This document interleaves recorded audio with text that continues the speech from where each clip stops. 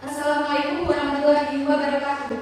Yang terhormat untuk Dewan Juri serta Panitia Pekan Raya Bakat Minat dengan FIK Universitas Islam Negeri Kiai Haji Ahmad Siddiq. Perkenalkan, nama saya Aida dari program studi Ekonomi Syariah dan rekan saya Rini Setiawati dari program Ekonomi Syariah Fakultas Ekonomi dan Bisnis Islam Universitas Islam Negeri Kiai Haji Ahmad Siddiq. Pada kesempatan hari ini di sini kami akan mempresentasikan hasil karya riset ilmiah kami dengan tema ekonomi dengan judul Peran Ekonomi Hijau dan Biru dalam rangka proses syariah untuk mencapai Sustainable Development Goals atau SDGs.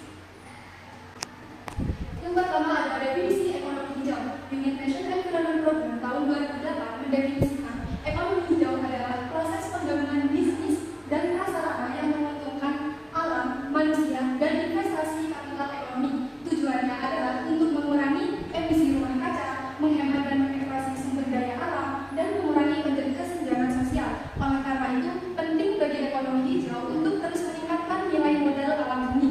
Adapun beberapa contoh sektor ekonomi hijau adalah teknologi bersih, peningkatan energi yang berkelanjutan, desain transportasi yang hemat energi, dan pengelolaan limbah yang bersih. Adapun konsep ekonomi hijau, yang pertama adalah rendah karbon atau mengurangi emisi karbon. Hal ini adalah platform baru untuk pembangunan berkelanjutan yang bertujuan untuk menjaga pertumbuhan ekonomi dan sosial dengan adanya emisi karbon yang tinggi.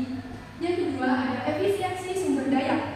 Ini berarti mengelola sumber daya sesuai dengan takaran, meminimalkan penggunaan sumber daya, dan mengoptimalkan tujuan yang berkelanjutan tanpa merusak lingkungan.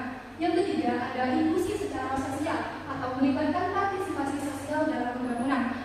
Inklusi secara sosial sekilas mirip dengan konsep pemberdayaan yang merujuk pada perwujudan hak asasi manusia dan partisipasi. Next. Jadi selanjutnya yaitu ekonomi biru. Ekonomi biru adalah istilah yang mengacu pada serangkaian kebijakan yang dirancang untuk mendukung aktivitas ekonomi berbasis kelautan dengan tujuan meningkatkan hasil ekonomi, sosial, dan lingkungan secara bersamaan. Serangkaian kebijakan seperti ekonomi hijau tadi, di sini kita memanfaatkan sumber daya alam yang ada, yang kita tahu bahwa kelautan merupakan mesin perekonomian yang terbesar seperti perdagangan internasional. Jadi di sini ekonomi biru konsep baru, perspektif baru yang secara global diterapkan oleh negara-negara pesisir untuk mencapai tujuan keberlanjutan kesejahteraan masyarakat dan pertumbuhan ekonomi, sehingga sangat penting untuk diterapkan saat ini. Selanjutnya yaitu ada konsep ekonomi biru. Konsep model ekonomi biru dikembangkan dalam kebijakan ekonomi kelautan sebagai upaya menerapkan prinsip-prinsip yang berkelanjutan. Ekonomi biru mendorong efisiensi sumber daya pengelolaan tanpa limbah atau zero waste. Nah, zero waste di sini kita hidup berdampingan tanpa sampah atau tanpa limbah dengan memanfaatkan limbah seperti plastik yang ada kita daur ulang agar bisa dimanfaatkan kembali seperti kerajinan tangan ataupun yang lainnya. Kemudian kemudian sosial mendukung pembangunan yang pro-poor, yaitu mengurangi kemiskinan. Nah, ekonomi biru di sini dalam bidang kelautan kita mengurangi kemiskinan dengan cara yang pertama yaitu kita memanfaatkan sumber daya alam yang ada, seperti kita memanfaatkan terumbu karang yaitu yang ada di sektor kelautan. Yang kita tahu di Indonesia yaitu di Bali kita memanfaatkan terumbu karang dalam laut agar pertumbuhan ekonomi masyarakat pada daerah Bali tersebut bisa mengentaskan kemiskinan. Kemudian yang kedua yaitu adalah program atau pertumbuhan ekonomi. Nah, di sini dalam sektor kelautan kita memanfaatkan investasi dari infrastruktur pelabuhan yang ada, seperti juga halnya di Bali. Kita tahu bahwa laut di Bali sangat banyak dan pelabuhannya kita bisa memanfaatkan investasi infrastrukturnya dari pelabuhan untuk negara lain, juga dalam sektor lain pariwisatanya. Kemudian yang ketiga yaitu ada project, yaitu penyerapan tenaga kerja. Seperti yang kita tahu untuk sektor kelautan sendiri kita memanfaatkan tenaga kerja yaitu di sektor nelayan, kita bisa mengedukasi nelayan atau memberikan arahan agar memanfaatkan sumber daya alam dari laut yang ada dengan cara yang ramah lingkungan, yaitu memanfaatkannya dengan cara edukasi alat-alat yang ada. Seperti di Sulawesi terdapat pabrik yang membuat suatu alat agar penangkapan ikan kita ramah lingkungan dan tidak merusak ekosistem laut. Kemudian yang terakhir ada pro-environment atau pelestarian lingkungan.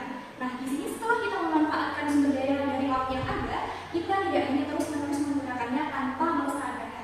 Contohnya terumbu karang tadi atau rumput laut tadi kita memanfaatkannya, tapi juga kita melakukan degradasi dengan cara edukasi terkait dengan juga kebijakan dari pemerintah agar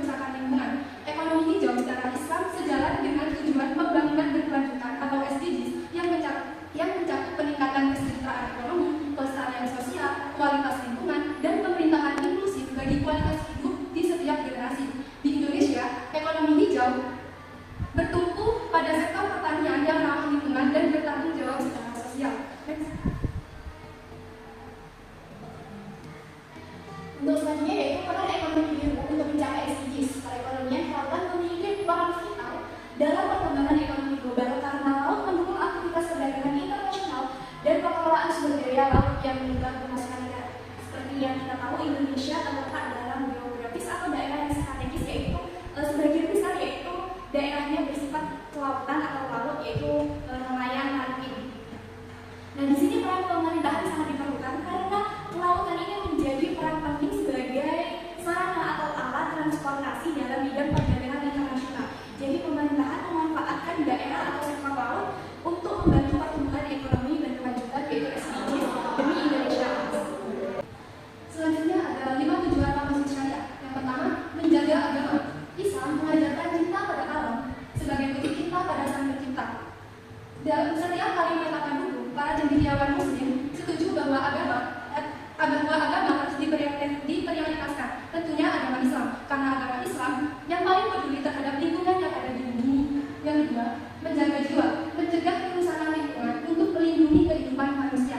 Merusak lingkungan baik secara langsung maupun tidak langsung dilarang oleh agama Islam yang kafah ini karena akan mengakibatkan atau membahayakan kehidupan manusia yang ada di bumi ini.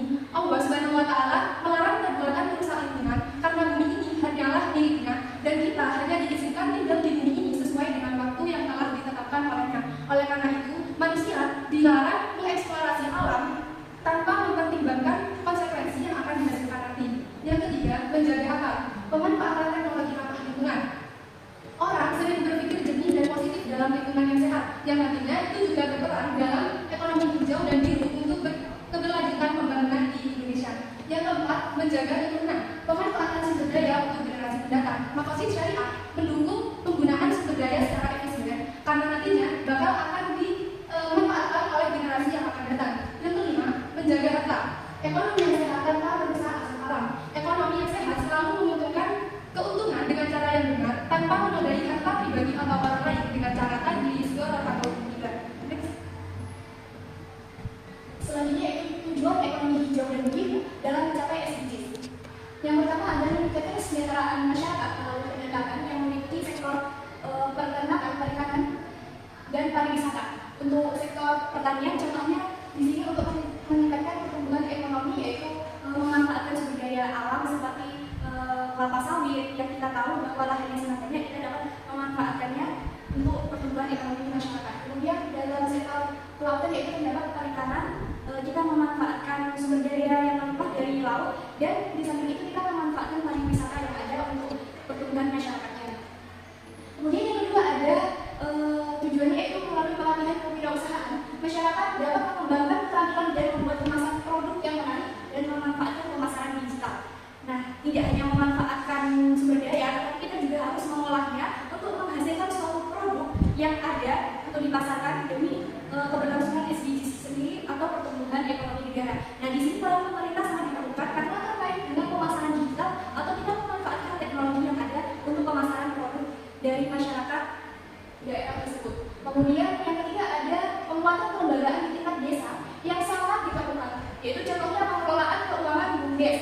Nah, di sini kita pemerintah juga melakukan sosialisasi atau pendampingan dan pelatihan komunitas untuk meningkatkan kolaborasi antara masyarakat dan pemerintahan terkait dengan pengelolaan keuangan masyarakat. Jadi masyarakat tahu untuk jangka panjangnya dapat mengelola produk tersebut dengan cara memanfaatkan tatanan pengelola keuangan yang ada. Kemudian yang keempat ada sektor pariwisata yang berperan penting dalam pembangunan keberlanjutan. Seperti yang kita tahu, Indonesia merupakan banyaknya sumber daya alam yang ada dari sektor pertanian dan sektor kelautan. Nah, kita harus memanfaatkan pariwisata dengan melengkapi infrastruktur dan pemerintahan harus mendukung penuh dalam sektor pariwisata agar pembangunan dan pertumbuhan ekonomi dari